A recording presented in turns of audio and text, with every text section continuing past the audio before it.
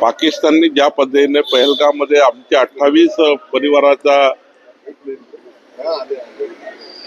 28 परिवाराला अमानुषपणे त्यांची हत्या केली, धर्म विचारून हत्या केली. माननीय मोदीजींनी पाकिस्तानच्या त्या नक्षलवाद्यांना त्यांच्या घरात जाऊन मारलं, घरात घुसून बदला घेतला. आणि आता माननीय मोदीजींनी पाकिस्तानला कडक निर्बंध लावले.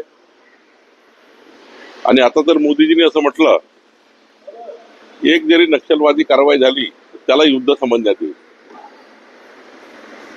आणि संपूर्ण जगाला मोदीजींनी एक भारत किती बलशाली आहे, आमचा भारत काय करू शकतो,